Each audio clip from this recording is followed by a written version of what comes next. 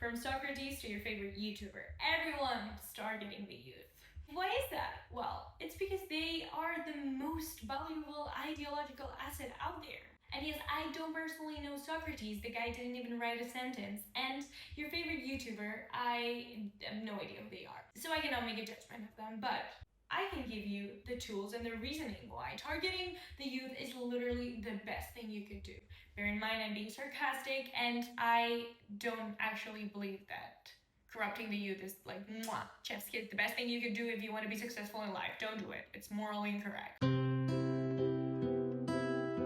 Why are young adults and teenagers so influential? Well, there are two reasons, and one is the cognitive one and the other is the social one.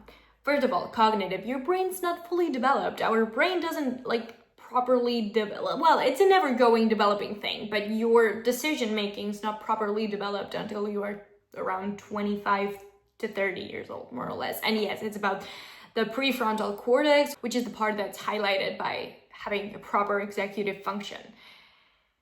Okay, so if it's not fully developed, that doesn't mean that it's an excuse of bad behavior in young people. This is just an explanation on why young people sometimes don't make the best decisions. But there's a huge danger to that. And now I'm gonna proceed to explain it, and that's the social part. Because young people, especially like teenagers, really need and want to feel part of the group. Like I certainly did when I was younger, wanted to feel part of a group and find my identity also. So it was an individual and a group thing, problem. And you know, you have this identity void and this group void. And you're also cognitively more prone to be influenced by emotions and impulses. Let me put an example. Like this could be from your favorite singer to your good old extremist politician. For instance, Taylor Swift, what does she say? She says, I'm so sick of running as fast as I can, okay? If you are a teenager, you listen to Taylor Swift and it's someone who you perceive as cool and she says, I'm so sick of running as fast as I can, you're gonna be like, wait, I'm also sick of running as fast as I can. Girl, you're right. Therefore, it's an opinion that you uphold. But your brain's not fully developed. You don't have the capacity to acquire this belief that you're so sick of running as fast as you can properly. Because you don't, your decision making's it's not there. So, you also have an identity void, and you feel like this literally fills the void. And also, there's a lot of people who also think like that. So you join a group that also thinks that they are so sick of running as fast as they can. The problem here is that this can lead to an identity fusion where your personal identity is meshed with the group identity, but that's a whole topic for another day that I may talk about it later. Identity, it's not an opinion. It's something that's literally a fundamental pillar of you. And so when you become older, now you have the capacity to discern whether you are sick of running as fast as you can or not. You cannot think of it in an objective manner. Because it's part of you, it's part of your identity. It's not an opinion that you uphold. It's not I like red.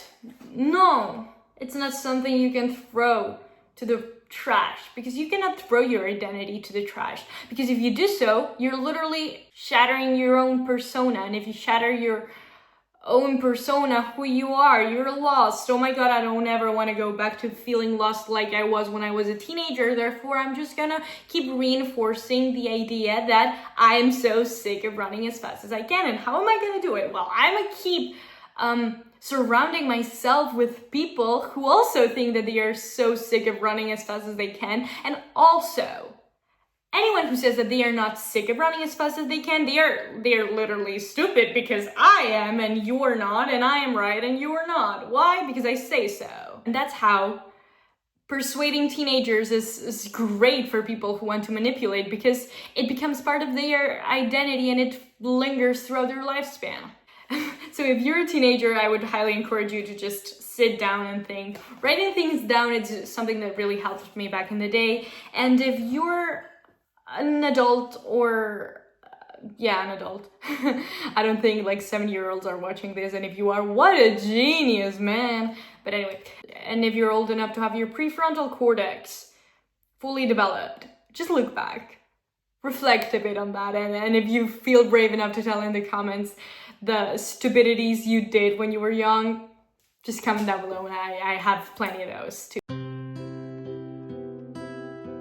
I'll be talking about really abstract ideas and theories, I will be using this book as an example. So a few months back, a watcher actually mentioned this book to me, and she said that it was the best book she had ever read. And I was like, okay, the video I'm talking about is the neuroscience behind your favorite book.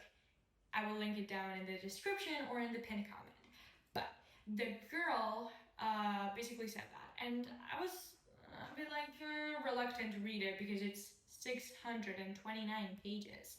But now after reading it, I have to say that it's 629 pages of pure crack, that people are extremely freaking crazy, and I love that. So, and yeah, bear in mind, this is not a summary of the book. I will only use it for some examples, and don't dare you to think that I will give you spoilers, because I will try not to. Identity fusion, the concept that describes the intertwinement of your personal identity and your social identity. As you may be thinking, it's really creepy, and it's not black and white, so it comes with shades and degrees. It's some sort of spectrum, and it's also subjective, so it's a bit hard to actually say, yes, you are fusioned and you're not. But we have 4 different pillars that can, help us to explain or to find how fused someone is. Okay, so first we have identity synergy. The group that you belong to is literally you. Like, when something bad happens to the group, something bad happens to you. And when something bad happens to you, something bad happens to the group, and you take it always personally. Even if it's, a hate comment of someone from another group towards your ideologies. It's yours. Like, it's not something that intrinsically comes from you, but because it's part of your group, it's part of you.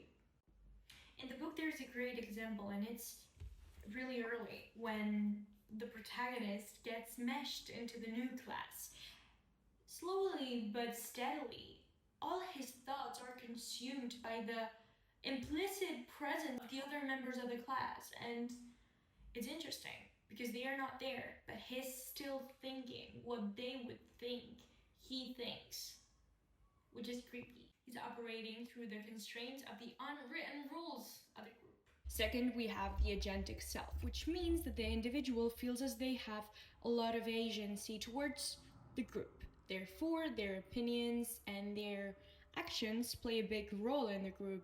That's more often than not some sort of false sense. In actuality, people don't tend to have a lot of agency, but to some extent, there's a lot of influence in between the people. Therefore, one has more agency towards the direction of the group. Individuals feel as if their actions play a huge role and have a huge weight. So whenever something goes south, they tend to blame it on themselves. The typical thought of like, I could have done better if I did X instead of Y, then I would have done something different. We see this quite a lot in Richard's inner monologue. Also is this likely false sense of individual power over the transgression of the group. Then we have relational ties. Deep, meaningful connections in between the members. Family-like relationships that are fueled by similarity and admiration. Because the other members of your group, they are nuanced, they are different. You admire them for how different they are, yet similar. Think of how the protagonist thinks of and admires the characters. He's some sort of vigilante of admiration, some sort of fan, even sometimes, the way he describes his friends. Sure, they have flaws, but they seem to be diluted in their brilliance and genius. Each and every classmate of his has a peculiar, but also comforting and admiring personality. And 4, irrevocability. Bear with me, I'm Spanish. When someone becomes fused into a group, it's really freaking difficult to get out of it because it's part of your identity. It's so ingrained inside of you that you cannot change it, or at least it's one of the most difficult things an individual could do. Group identity becomes so strong and so ingrained inside of the people that it becomes really resistant to change. You know, yeah. Once Richard's in, there's no way out. Their identities are intertwined, and even years and years later, he still finds it really hard to separate himself from the group and the events that happened. We could also link it to some sort of like trauma or like hardship. Fusion can manifest in local groups, but also in extended ones. And it can also be directed towards individuals, animals, even non-living things like, I don't know, a TV show, books, a tree, some sort of like weird ass religion who praise trees. I don't know if this exists, but I do. Like, I would dare to say that it does exist. And fused individuals tend to display extreme behaviors towards the group, like self-sacrifice, the willingness to put up with a lot of shit, entangle oneself into despair for the sake of protecting the group, as if one were a hero, a martyr. Also, unconditional love and loyalty, like devotion. And then significant pro-social actions, which is like, that could be good, but it's not. They are all extremely generous with each other, whether it's the time, money, or alcohol. They practically share all their resources, and it is because they don't see each other as another person, but each and every one of them is a part of a whole. They all belong together. As you may have seen, taking someone who's fairly young and placing them into a group where they feel like they belong, so it becomes part of their identity, is the way to go. Because that way, you've got not like a group of individuals who think the same, you have an army. An army of people who think, and an army of people who are completely devoted to that idea. And in the long term, it will also be part of their ideas, because there's a part of us that it's really hard to just detach yourself from or just let it go. And it is certainly playing with the worst part of our identity and the worst part of like human psychology. So yeah, as a psychologist, I would advise everyone to just be very wary and conscious and just try to do the exercise, even if you're not old, of understanding to which groups you take part of and what would you do for your group, you know? And your group is not only your football team or the fandom you belong to. It's much more than that. It's people who you share values with, people who you surround yourself with, people who think the way you think. And not only physically, because influence can happen explicitly, implicitly, or imaginary. And we should all be wary of it, even if we're not teenagers anymore. And to the teenagers, we should literally teach them more about that. I firmly believe that more education will lead to people thinking better and not being persuaded and influenced into things that would harm them. So yeah, I hope you enjoyed this video. I'll see you in the next one. And if you feel like learning more about cultish behavior and cultish, like cult leaders, you can watch this video right here. And thank you so much for watching. I'll see you in the next one and have a really nice week.